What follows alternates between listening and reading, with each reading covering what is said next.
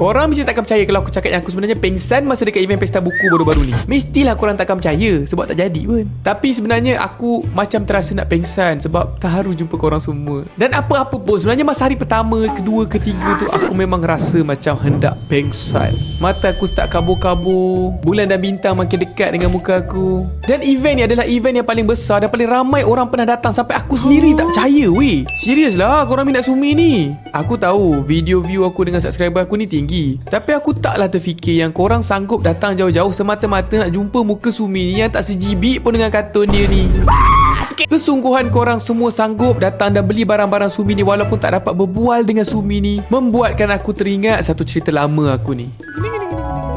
Kita flashback ke zaman aku sekolah menengah, di mana masa di sekolah aku ada buat hari kantin. Dan masa tu setiap kelas kena buat satu perniagaan, kena buka gerai, kena menjual. Dan aku tak ingat apa yang kelas aku niagakan masa tu. Tapi yang aku ingat masa ni, mak aku dia turun dengan rela hatinya untuk membantu kelas aku meniaga. Aku masa ni sangat-sangat tak tertarik tau untuk tarik orang datang beli kat gerai aku atau mempromosikan apa benda yang kita orang niagakan. Cuma masa mak aku datang ni, mak aku ni dia jenis ringan mulut, sangat peramah orangnya. Mak aku ni dia jenis orang yang kalau kau kena tunggu nombor kat mana-mana dan kau bersebelahan dengan dia boleh buka je apa-apa topik yang lalu dekat otak dia, dah bincang dengan kau kat situ macam dia dah kenal kau pada zaman sekolah lagi. Anak saya kak, saya kena lipatkan baju dia. Dia ingat kita ni orang gaji dia. Masa mak aku dekat gerai kelas kita orang ni, keramahan mak aku ni membuatkan ramai kawan-kawan kelas aku semua suka dan siap datang berkumpul dan dengar mak aku ni nak bersembang. Dekat sini aku perasan sesuatu benda tau. Orang boleh tertarik nak datang dekat kedai kita ni kadang-kadang hanya sebab orang suka dekat kita. Bukanlah dia orang nak beli pun barang yang mak aku nak jual masa tu. Dan kita back kepada booth Sumi Azil tadi dekat pesta buku. Fans-fans Sumi semua ni dia selalu sangat tengok video Sumi dan suka dengan konten Sumi, dan sebab tu dia orang datang nak jumpa Sumi, siap bawa fan art dia orang. Cuma Sumi sendiri tak dapat nak bersembang dan layan dia orang semua macam mak aku layan kawan-kawan aku dekat gerai sekolah aku tadi. Sampaikan bila aku sendiri nak sembang lebih-lebih pun akan ada mak ayah akan cepat-cepat suruh anak dia fast forward apa yang dia nak cakap sebab tak nak orang lain kena menunggu dekat belakang. Benda ni aku takkan dapat perbaiki pun sebab selagi orang ramai, selagi tu aku takkan dapat bersembang lama dengan semua orang. Cuma aku harap 2-3 line bersembang kita bersama dekat event tu pun dapatlah memuaskan hati-hati peminat. Dan janganlah anggap Sumi tak nak bersembang. Sumi nak, tapi masa mencemburui kita. Aku nak melencong jauh sikit cerita ni ke tahun lepas. Sebenarnya aku berterima kasih sangat dengan 3 orang ni. Kadang-kadang diorang ni berempat. Dan tanpa idea diorang ni, aku dengan Wan mungkin takkan terfikir pun untuk buka event ni dekat pesta buku. Masa aku dengan Wan buka event dekat Aeon Mall Seri Kembangan tu kan, diorang berempat ni datang dan berbual dan support beli barang kita orang.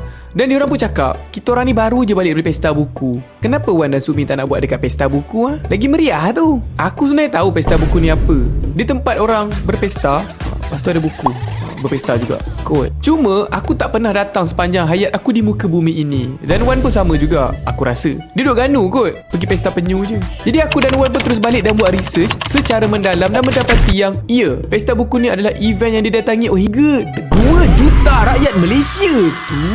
Aku dengan Wan pun teruslah merancang yang kita orang akan turun tahun depan. Tapi sebelum tu, jom kita try event-event kecil dulu nak. Fast forward sampailah ke hari event dinantikan. Sebenarnya di sebalik keseronokan aku dekat event ni ada banyak benda yang jadi dan aku tak suka. Sini aku cerita sikit. Masa hari pertama dekat event pesta buku ni kan, aku dengan yakinnya selama ber-event-event aku buat, seorang cashier dan aku duduk kat sebelah menunggu untuk tanda tangan. Macam biasalah kan, bagi aku benda tu dah mencukupi. Dan tiba-tiba tak ada ribut, tak ada angin. Peminat belum pukul 10 lagi, baru 9.35. Datang berpusu-pusu dan terus beratur panjang sampai lane barisan tu menutupi laluan jalan untuk orang lalu. Masa ni aku dah start risau lah kan apa komen-komen orang lain semua.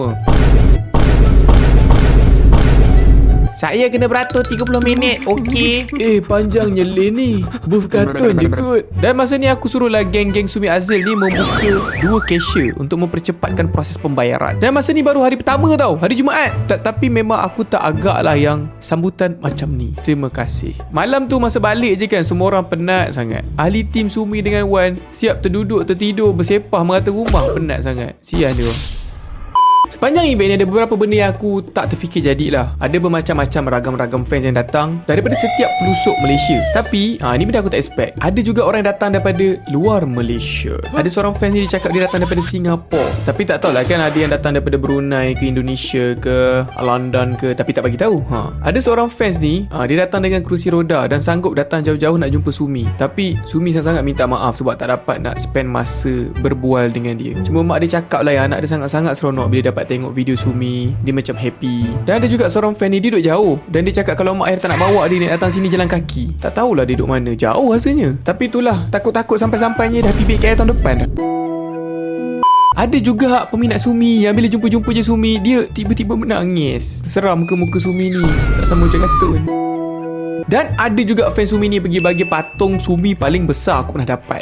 Ini bukan setakat boleh peluk tidur dah, ni boleh telan makan aku terus.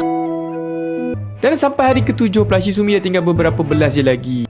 Sepanjang event ni aku jumpa ramai orang-orang popular kat tau. Terkejut member ya. Dan aku haraplah event tahun depan aku nak buat lagi best dan lagi bagus. Siapa-siapa dah dapatkan komik Sumi, korang semua the best. Jangan spoiler dan komen-komen apa-apa dekat bawah tau. Nanti sian sampai tak baca lagi. Siapa yang belum dapatkan, nantikan announcement pada end of the video ni. One animation.